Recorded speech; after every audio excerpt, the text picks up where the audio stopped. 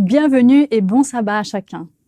Nous commençons aujourd'hui une aventure spirituelle avec le pasteur Olivier Rigaud pour la semaine de prière FSRT 2020. Pour la première fois, nous allons devoir vivre cette expérience virtuellement vu les conditions sanitaires actuelles. Néanmoins, nous sommes sûrs que le Saint-Esprit va nous accompagner au travers des présentations quotidiennes d'Olivier.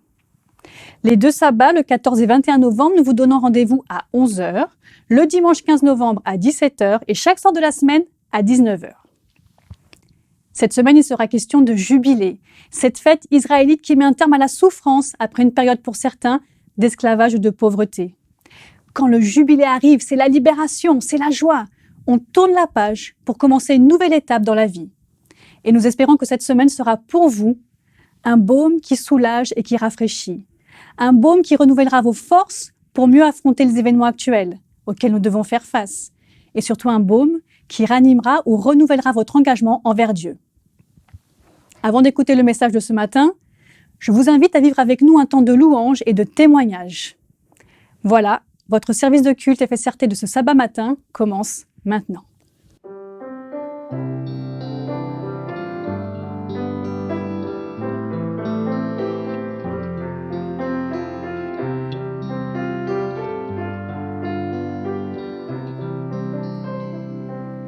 Je sais qu'un jour mes yeux verront Jésus. Je sais qu'un jour mes yeux verront Jésus.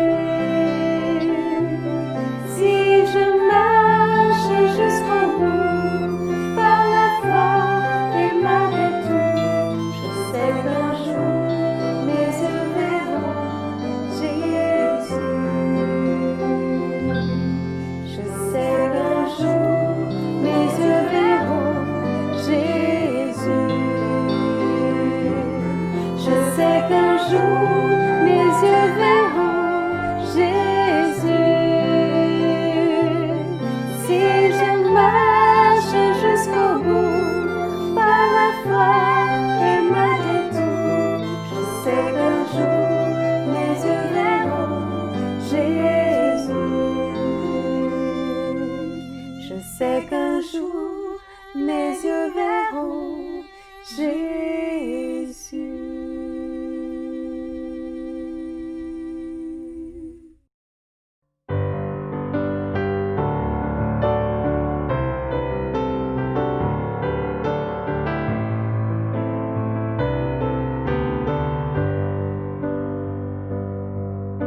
Souffle, souffle de Dieu, nous t'accueillons. Viens purifier nos cœurs. Oh, souffle, souffle de Dieu, nous t'accueillons. Viens purifier nos cœurs. Rends-nous souples devant toi, à l'écoute de ta voix. Rends-nous sensibles à ton cœur. Sois le roi, sois le Seigneur. Oh, souffle, souffle de Dieu, nous t'accueillons. Viens purifier nos cœurs. Oh, souffle, souffle de Dieu, nous t'accueillons. Viens purifier nos cœurs. Quand ton peuple s'humilie, renouvelle en lui ta vie. Chasse l'orgueil et la crainte et rends ton Église sainte. Oh, souffle,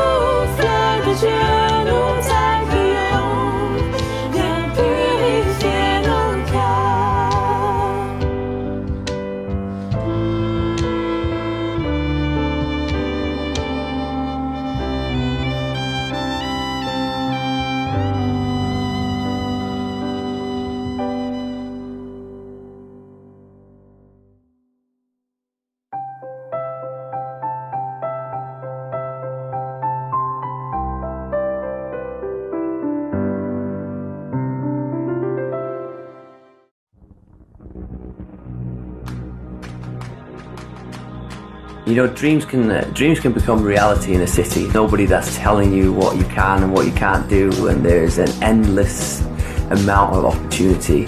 I had the girls, I had the parties, I had the friends, and like with everything else, like working in fashion, you wear a pair of jeans for like a week or something like that. It's all consumables, and I was in this fast-paced lifestyle that was kind of eating everything that I got close to. Whenever I was on my own, everything would kind of stop and everything would hit me. I didn't know what I did the weekend, if I'd done something stupid or what I'd done to people. Like an open, gaping hole inside of my heart that was just like really like tense, and I didn't care about anything anymore because I was hurting so badly. This one day, all of this met me at the same time. And then I found myself in the train station. There was nothing left.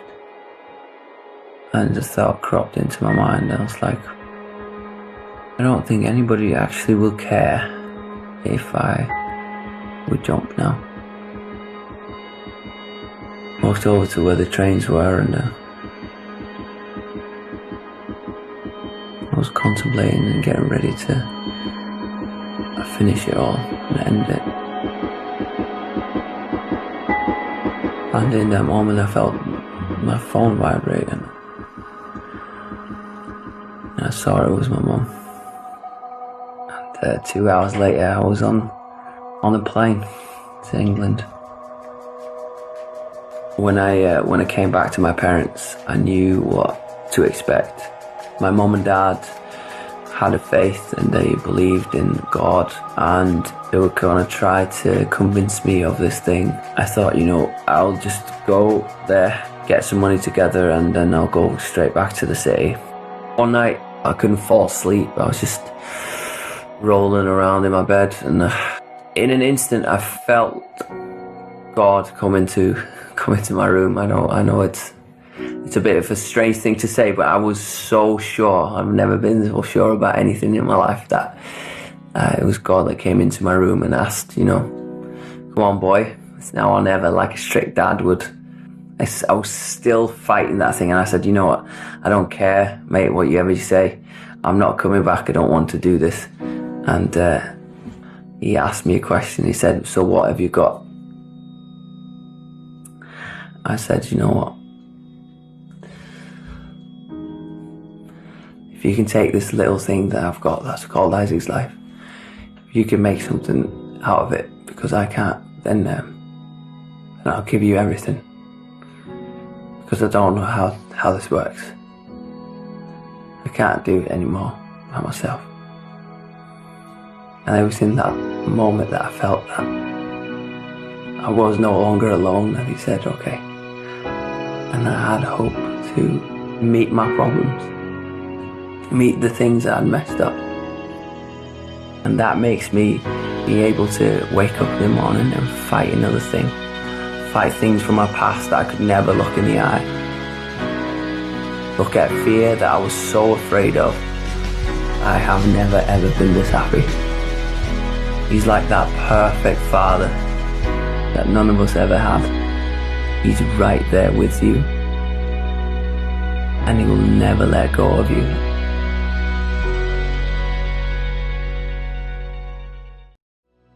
Continuons à adorer Dieu pour ses bienfaits, cette fois en apportant nos dîmes et nos offrandes à la maison du trésor. Nous vivons une période de crise difficile et la main de Dieu ne s'est pas arrêtée de nous bénir. Vous pouvez mettre de côté chez vous les sommes que vous avez choisi de donner à Dieu et à son Église pour ensuite les apporter lors de la réouverture de votre Église. Ou faire des versements directement sur le compte postal de votre Église en indiquant s'il s'agit de dîmes ou d'offrandes. N'hésitez pas à contacter votre pasteur ou le trésorier de votre communauté pour en discuter et connaître la démarche à suivre. Merci encore à chacune et à chacun pour son engagement, sa générosité et sa fidélité. Dieu en soit loué.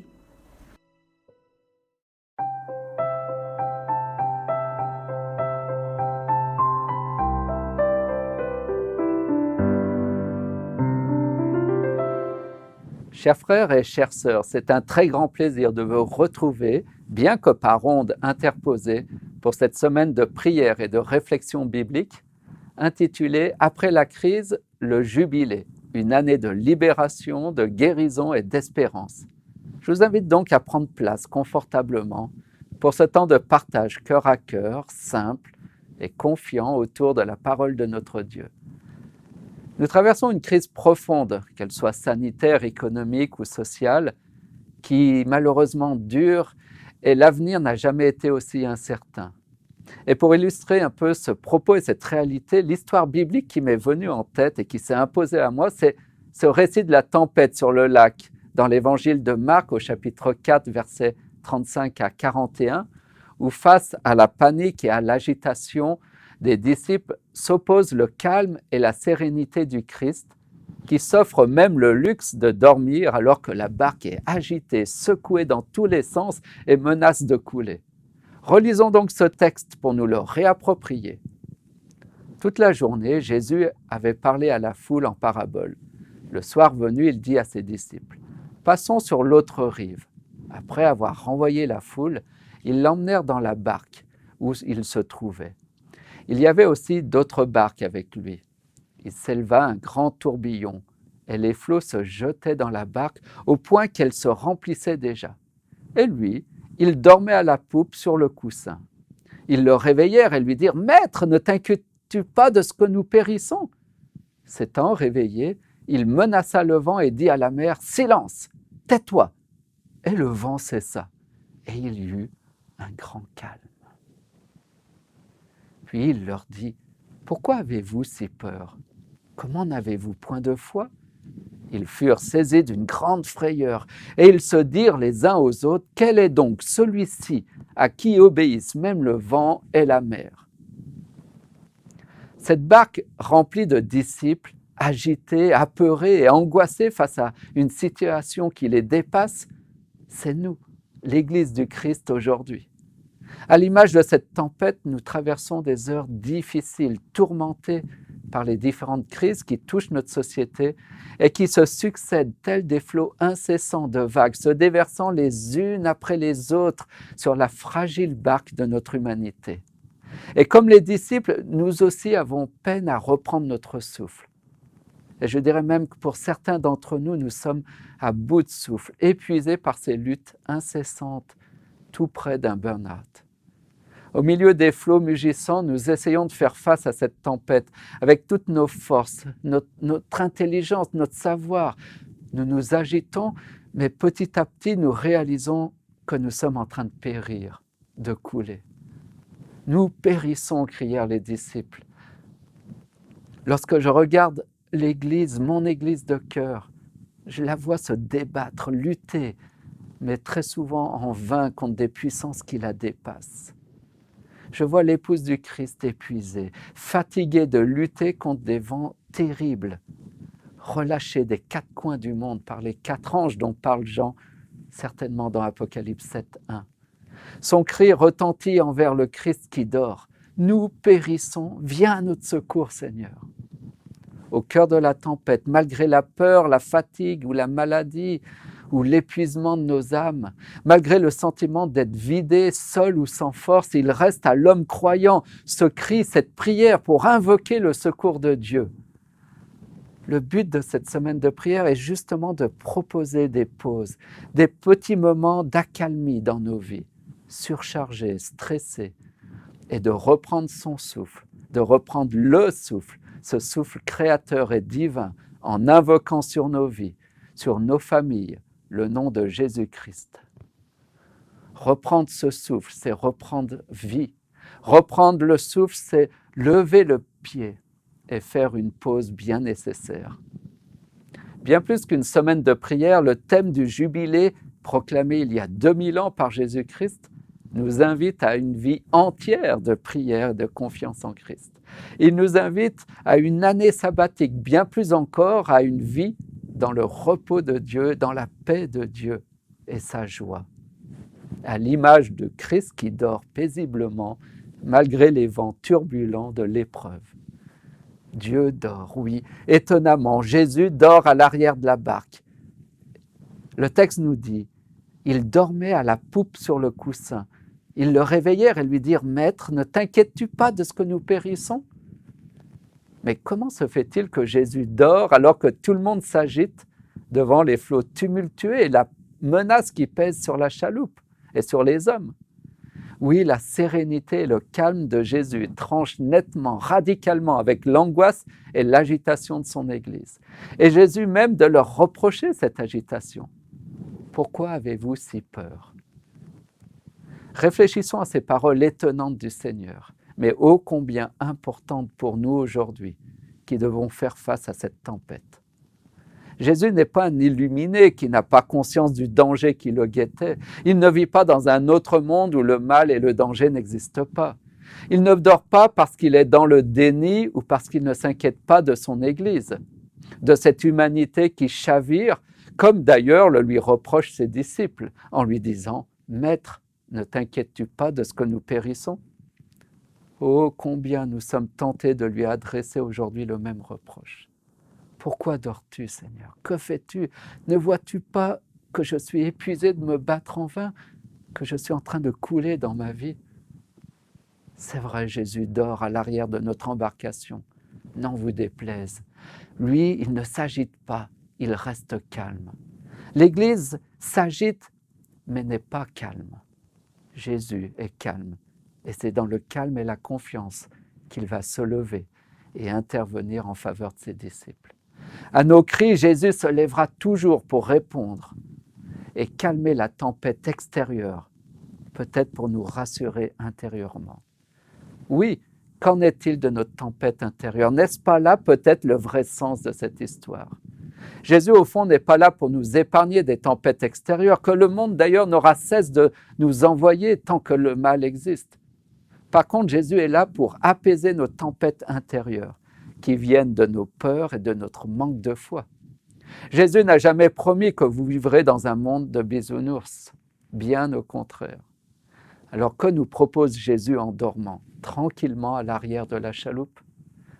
Il nous propose de nous allonger à ses côtés, de demeurer dans sa paix et sa présence, puis de lui laisser la barre de notre navire lorsque nous n'y arrivons plus, parce qu'il a promis d'être présent avec nous, dans les bons comme dans les mauvais jours. L'Église est invitée à rester calme, à sereine et confiante, alors que le monde se divise. Jésus dort au cœur de l'agitation de son Église, parce qu'il invite son Église à l'imiter, à marcher, lutter avec son repos, dans sa paix et sa sérénité. Peu importe les agressions extérieures, ce qui nous appartient, c'est notre être intérieur, notre vie intérieure. C'est moi qui décide de ce que je veux vivre ou ne pas vivre, d'être agité ou apaisé. Et aucun vent n'est assez violent pour entrer et demeurer dans un cœur lorsqu'il est habité et demeuré par la présence lumineuse du Christ. Bien souvent, le mal nous touche et nous déstabilise, mais le Christ nous fortifiera et nous permettra toujours de chasser ce mal et retrouver le repos. Jésus veut nous apprendre à appréhender les tempêtes de la vie avec un autre regard, celui de la foi qui procure la paix en toutes circonstances. Jésus a porté nos péchés, il veut aussi porter nos angoisses, nos peurs et combattre pour nous.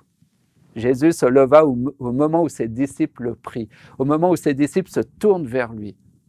Par l'autorité de sa parole, Jésus calma la tempête devenue trop menaçante et manifesta sa gloire, son autorité et sa puissance sur ce monde et sur le mal qui l'habite. Quel est donc celui à qui obéissent même le vent et la mer? C'est cette question que nous devons nous poser alors que nous traversons des temps difficiles. Nous ne sommes pas appelés à nous plaindre ou à faire des reproches à Dieu, mais à lui faire confiance, alors même qu'il semble dormir. Alors que le monde s'agite, soyons ces hommes et ces femmes qui se reposent auprès de Jésus, à l'arrière de ce navire à la dérive, dans sa paix. C'est ainsi peut-être que nous interpellerons ce monde, se demandant les raisons de notre paix, de notre sérénité au milieu de cette agitation générale. Soyez en paix, tel est l'appel du Christ en ce jour. Alors, tempête intérieure ou tempête extérieure? Nous sommes tous dans la même barque et il ne reste que deux attitudes possibles aujourd'hui. L'agitation et les reproches des apôtres ou le calme et la paix du Christ à l'arrière de la barque. Ce soir, c'est à vous de choisir. Se placer à l'arrière du bateau, c'est aussi accepter de prendre un peu de recul et de distance sur cette agitation ambiante, sur votre vie, sur où vous voulez aller et vous replacer aux côtés du Christ, votre véritable sauveur. Tel est le sens de cette semaine de prière, de laisser notre barque être conduite par Christ, car n'était-ce pas son ordre d'aller sur l'autre rive en traversant le lac ? Le Christ envoie et il pourvoira à tous nos besoins, malgré la fragilité de notre barque en bois fissurée et fragile, pour que nous puissions effectuer cette traversée et atteindre l'autre rive, cette terre promise, cette terre de paix et de joie, qui est la destination finale de notre pèlerinage ici-bas sur terre. Alors tenez bon, ne lâchez rien, malgré les vents et les tempêtes qui secouent notre barque, notre Église et notre monde. Nous pourrons tenir et aller au bout par la grâce du Seigneur Jésus-Christ. Qu'il vous bénisse, que le Seigneur vous donne sa paix en ce jour. Amen.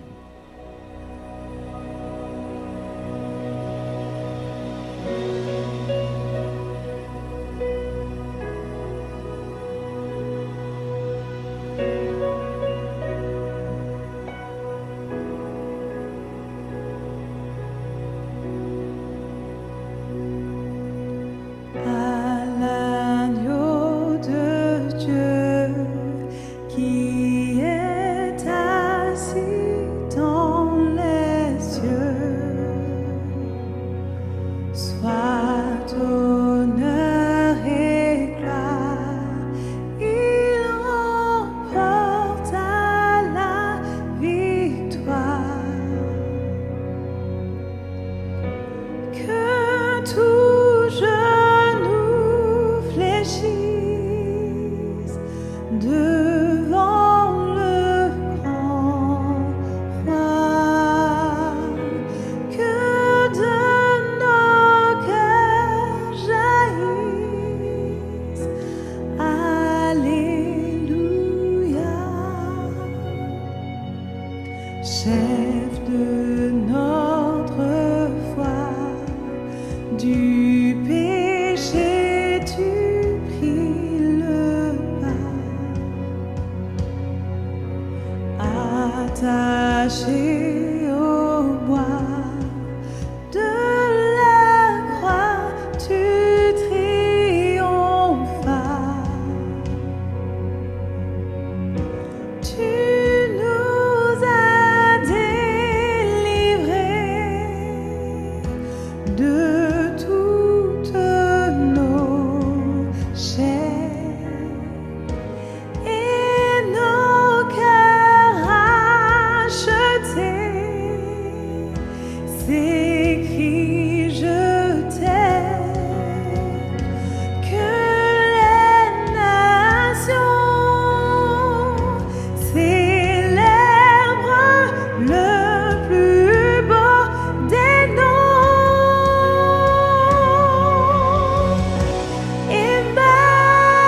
Emmanuel, Dieu avec nous, trésor du ciel, tu vis en nous, reçois l'hommage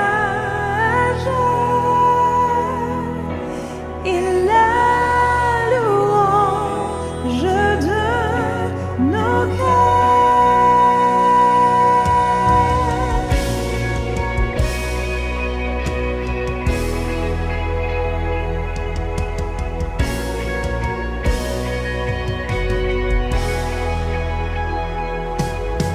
Si dans ma détresse je m'appuie sur tes promesses, je serai sans cesse dans la paix et l'allégresse.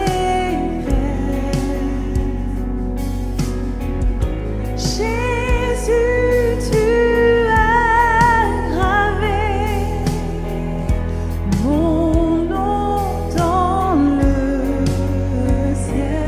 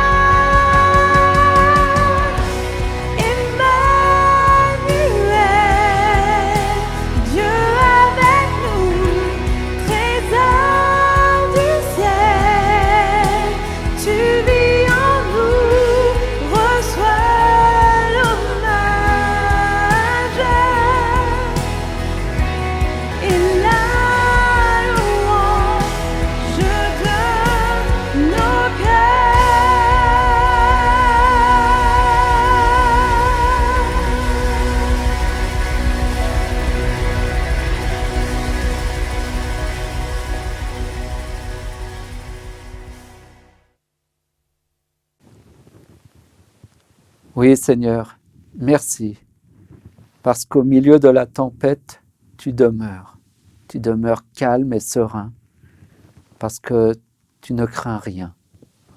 Merci, Seigneur, pour cet appel à rester dans ta paix, à nous mettre à tes côtés et à demeurer dans ta paix, ton calme et ta sérénité, sans se laisser perturber par les éléments extérieurs qui nous secouent, qui nous touchent.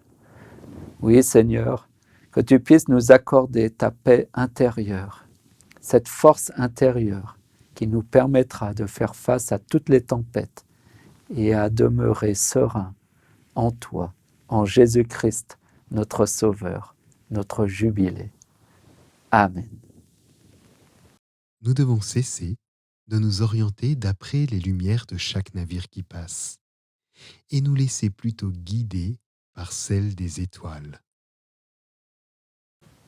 Merci au pasteur Rigaud, à toute l'équipe qui œuvre en faveur de la réalisation de cette émission et à chacun d'entre vous de nous avoir suivis. Que ce message de confiance partagé ce matin puisse rester dans votre cœur. Et si par hasard votre cœur est chargé d'inquiétude ou de lassitude, si vous souhaitez que l'on prie pour vous, en bas de cette vidéo se trouve un lien pour envoyer vos requêtes spirituelles. Une équipe d'intercession s'occupera de présenter devant Dieu vos demandes dans la prière. Et nous vous donnons rendez-vous demain, dimanche 15 novembre à 17h, pour avancer un peu plus ensemble sur ce chemin du jubilé. Je vous souhaite un bon reste de sabbat dans la présence de notre Dieu.